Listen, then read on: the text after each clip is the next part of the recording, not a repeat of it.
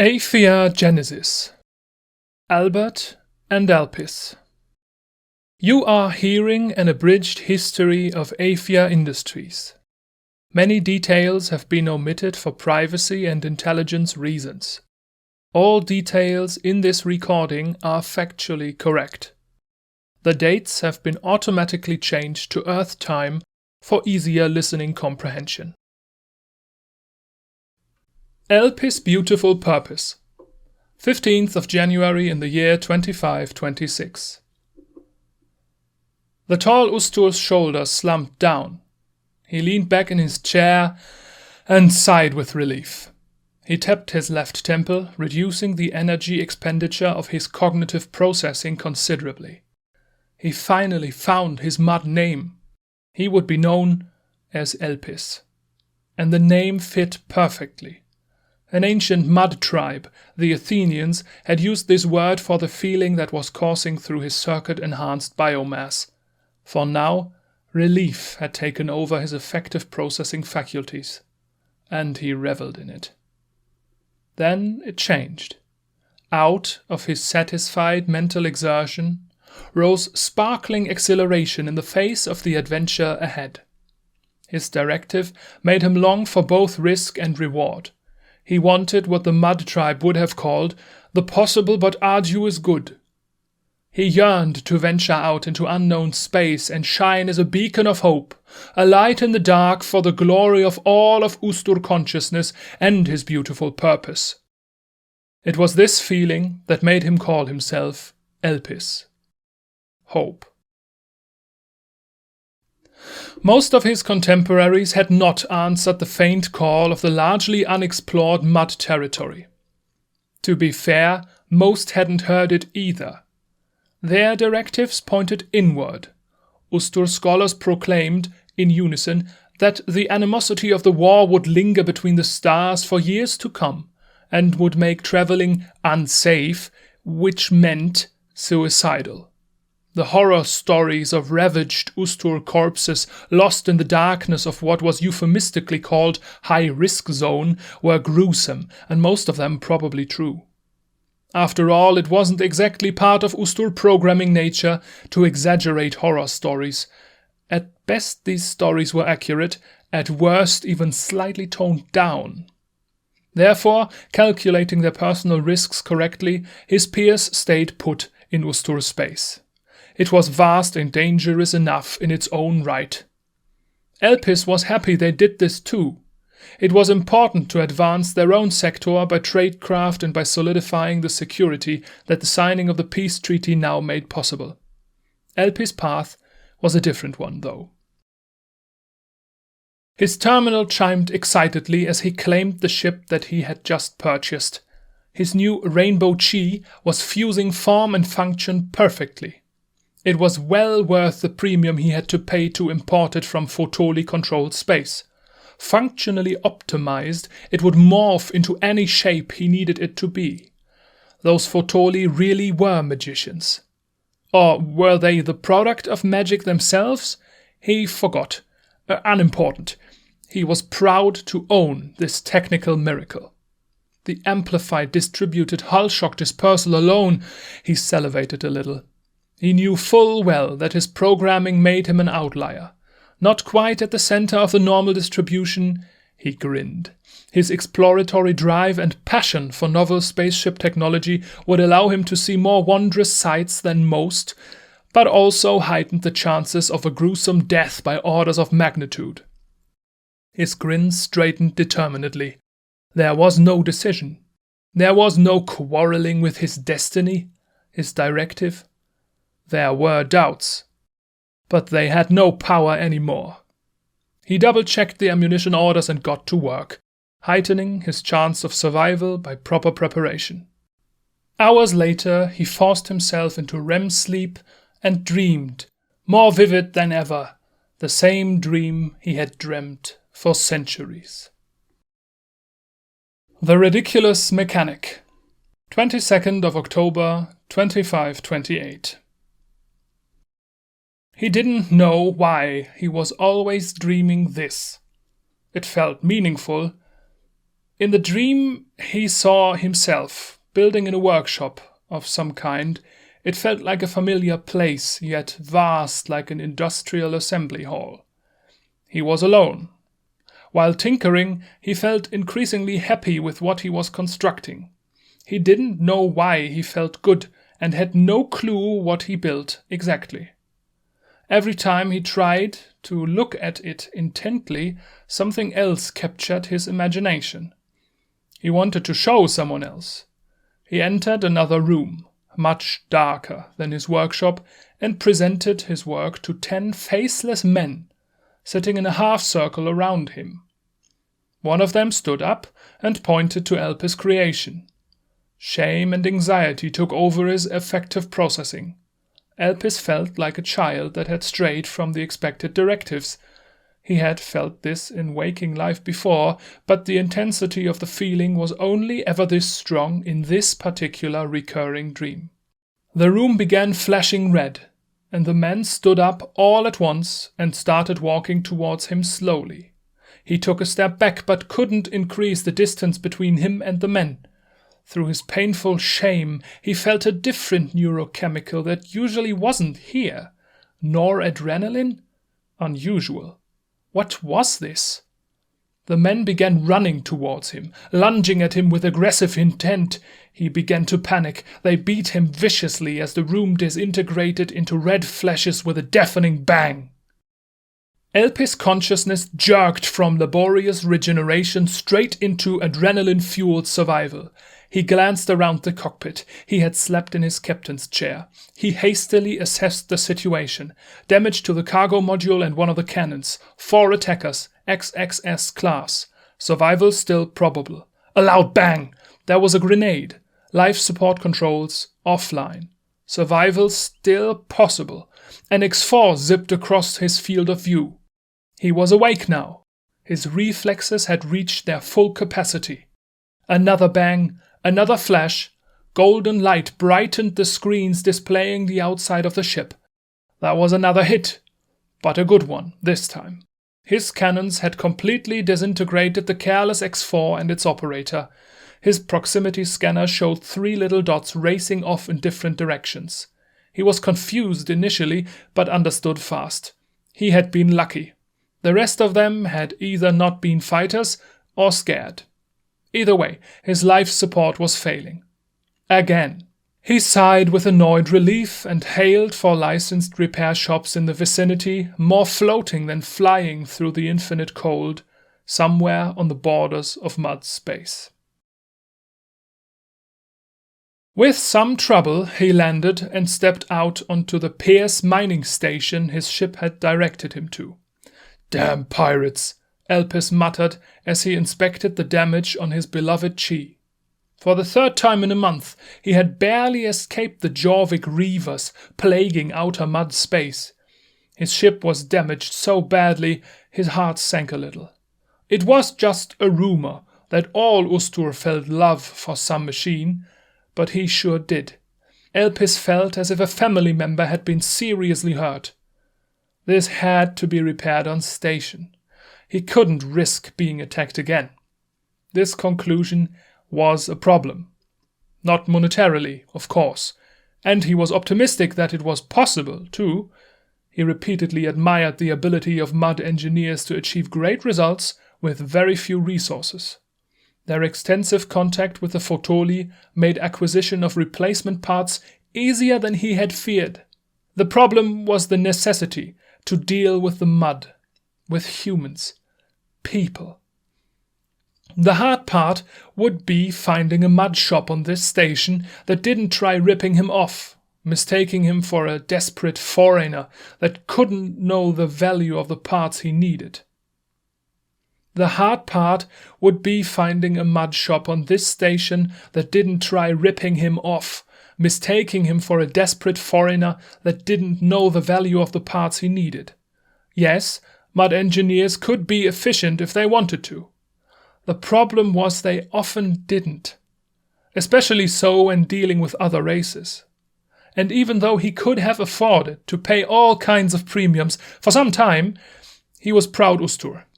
He wasn't about to sully the reputation of his kind by being ripped off by those greedy ape descendants. He looked up and read the sign of the Nook that was advertised online as Albert's Parts. Prices for professionals.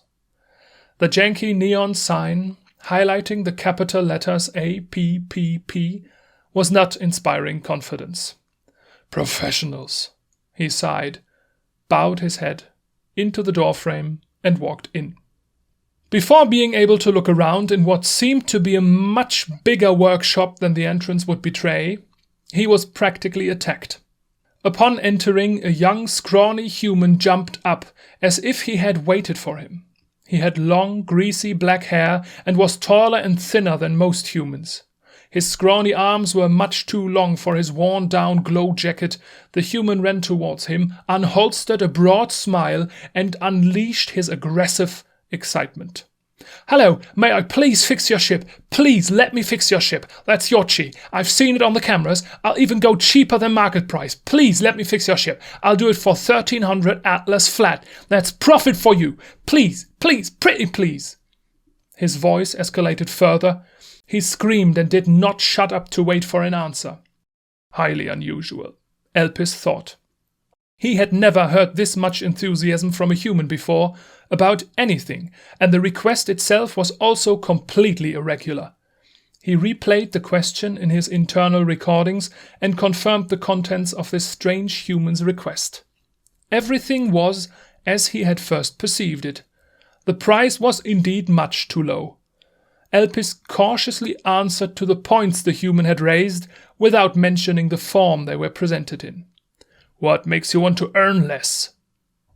The young man nervously answered without batting an eye.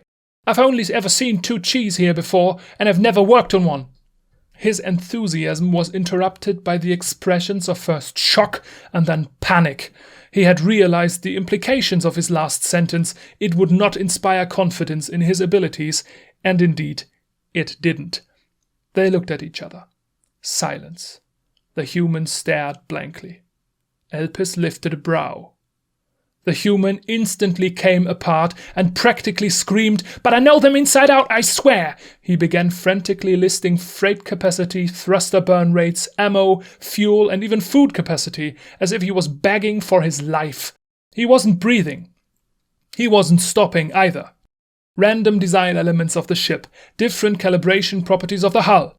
Elpis listened carefully, silently comparing the information this young enthusiast recited with his internal databanks. His curiosity grew with every hastily produced statistic. The human made no mistake. Not one. Impossible. And this wasn't even a Pierce or Calico ship. Photoli ships were rare even here. Elpis hadn't seen even a single one on his expedition through mud space. His considerations were cut short by the last words of the human's long and desperate plea. It ended with a true bang. "I can also make it better than factory prep, honest. I can make it go faster. My thruster mods give you 10 to 12% easy, maybe 15. Elpis' eyes narrowed, and he spoke for the first time in 10 minutes. "I'm Elpis. What's your name? And how would you do that?" Progress and Purpose, 28th of December 2530. His name was Albert, and he was incredible. Truly a rare breed. Elpis and Albert had spent 2 years together in productive ecstasy. The pace they were continuously working in was breathtaking. Literally breathtaking. He only slept and relaxed when absolutely necessary. They did so much, in so many different ways, it felt like 20 years had passed since they first met. As it turned out, Albert didn't just have a miraculous memory for ship specs, he also understood their mechanical engineering on a level that Elpis had only seen before with the professors of polytechnics at the shipyards of the glorious Ustur fleet. From the first day on, he had encouraged the enthusiasm of Albert. Every answer Albert gave seemed to make sense, and Elpis didn't stop asking questions. The curiosity he felt mapped perfectly on the feeling of his beautiful purpose. This was how Ustur were supposed to feel. He practically hummed in harmony with his beautiful purpose while learning more with Albert than he had ever learned with a teacher before. Elpis and Albert had reached a deal for the repair of the ship within 30 minutes of their first meeting, and the ship was fixed 3 weeks later. It only took this long because they had to wait for parts to arrive via courier. But when those parts arrived, the repair of his beloved Rainbow Chi wasn't the most important thing to Elpis anymore. Instead, the mods Albert had laid out theoretically have had slowly but surely enchanted Elpis. Albert had claimed the ability to improve the Rainbow Chi, and Elpis had indulged him and funded the construction of the first experimental thruster modifications. 3 weeks later, Elpis rewarded Albert with 2600 Atlas for a job that had been completed beyond the most optimistic projections. His cheese thrusters were 18.7% more powerful without increasing the fuel burn. That was just insulting to the Fotoli builders. Elpis decided that it was time to give in to what his directive urged him to do with all of his effective resources. The time had come to give back and return the favor. It was time to exceed Albert's expectations. Elpis offered to finance and administer a joint venture that was destined to influence spaceship designs for generations to come. Albert and Elpis, purveyors of hardware for interstellar armadas, or shortened, Aephia.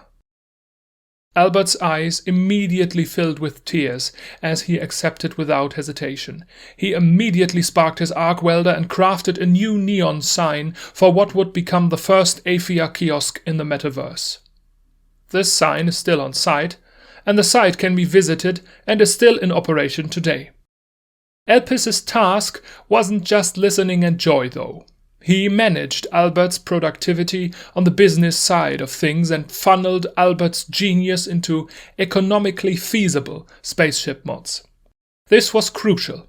Most of Albert's prototypes weren't anywhere near the regulatory standards that most spaceship manufacturers implemented for official integration of modules in their catalogs. Albert declared them to be completely moronic, and Elpis had to stop him numerous times in order for him not to overwhelm customers with his intense opinions on this and other topics. But this wasn't all. Albert really needed channeling in day-to-day interactions as well. The impression Elpis had gotten on the first day had turned out to be representative of Albert's normal state of being. Most potential customers were immediately put off by Albert's unbroken intensity and childish temperament. He couldn't contain himself and didn't realize when anybody wanted anything other than learn about spaceships or improve the functionality of lasers, thrusters, or fuel pumps. If there was an opposite to Albert's personality, it was the abstract concept of diplomacy.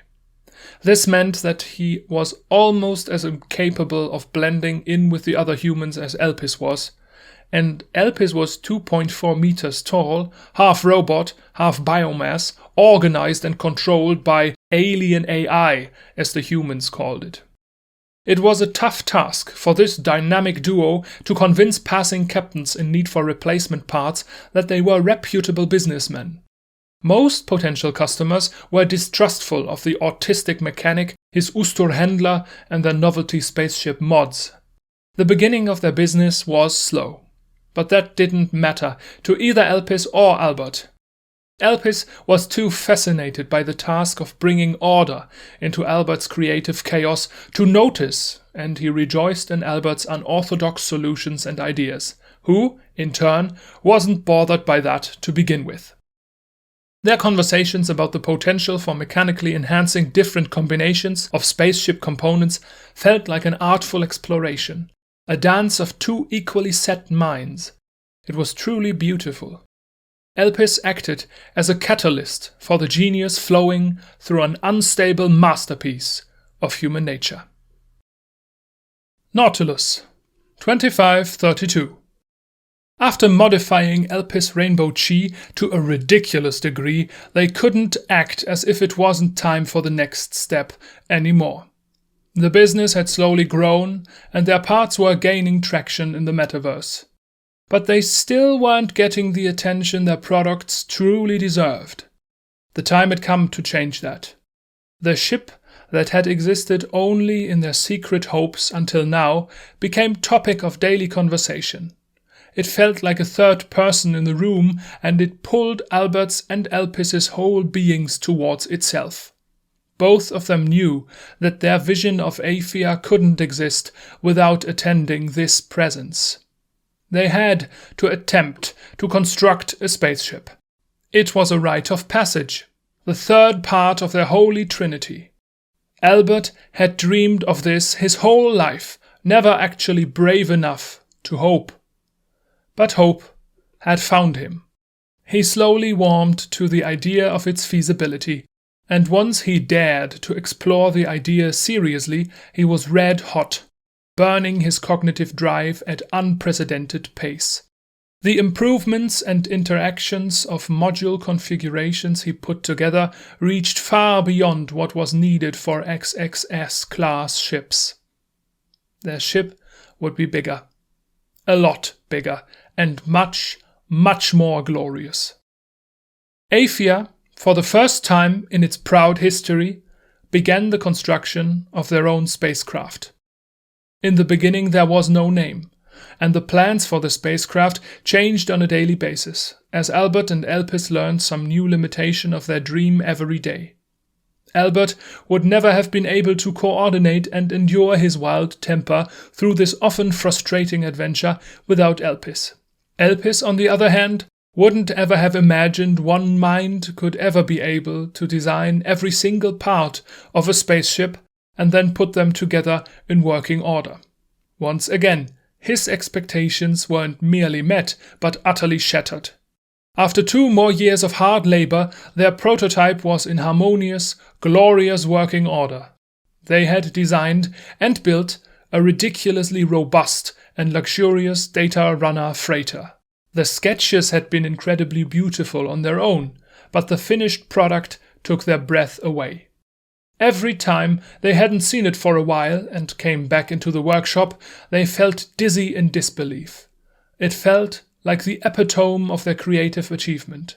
A dream in gold, black, magenta and blue had materialized in their assembly hall. Understated, yet infinitely elegant. Elpis wouldn't have blinked if Albert had told him that his ship would be able to fly straight through a black hole and come out the other side, with the power of its technological elegance alone. They called it Nautilus, after Albert's first contact with a depiction of a mechanical device from one of his children's books. This project cemented their future and their resolve and belief in their cooperation. They didn't just have immense potential anymore.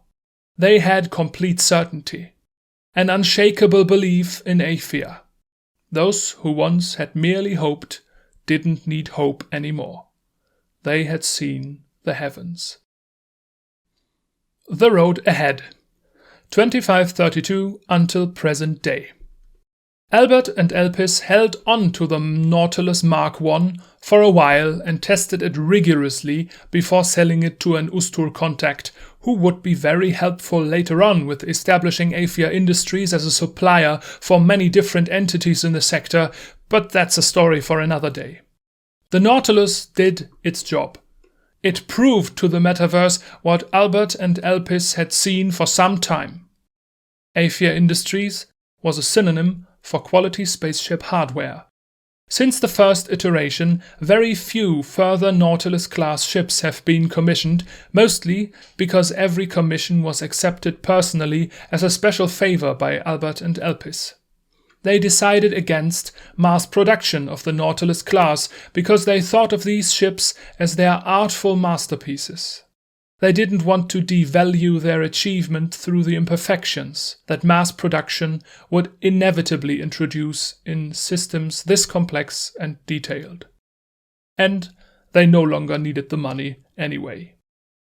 Today, the Nautilus-class ships are notorious, and many a spacefaring merchant has his own tale to tell about them. Some claim they don't exist at all, and never existed, a mere paper launch by Aephia to boost their business. Most scholars regard this as mere conspiracy thinking, however.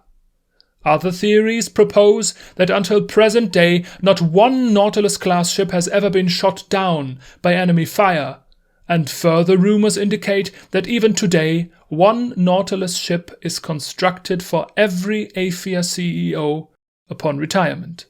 Constructed in secret by a special task force at Calico, led and instructed by Aephia's best and brightest. The copyright ownership for the Nautilus design is another point of contention between modern scholars. It is unclear who would own them after the disappearance of Albert and Elpis around the turn of the century. The abundant rumors around this story are too manifold to repeat them here. Today, Aephia Industries is one of the biggest players on the metaverse's spaceship market. Their parts were, and still are, incredible, and Aephia's empire is built on the sturdy ground of genius ideas and good business practice. The improvements their modifications produced and the concurring word of mouth have spread their brand first in the Ustur and Mud factions and deep into the Oni sector. Aephia has branched out everywhere, and even kiosks in the medium and high-risk zones often sell second-hand Aephia modules. Even though Aephia stopped official production of Nautilus-class spaceships, they do construct a multitude of ships with schematics from every major spaceship designer, and even launched a luxurious module line branded AEP, meaning Albert and Elpis Perfection. Many of these modules constitute the absolute pinnacle of present technical spaceship design. They allow anybody with enough Atlas to outshine, outgun, or outrun their competition.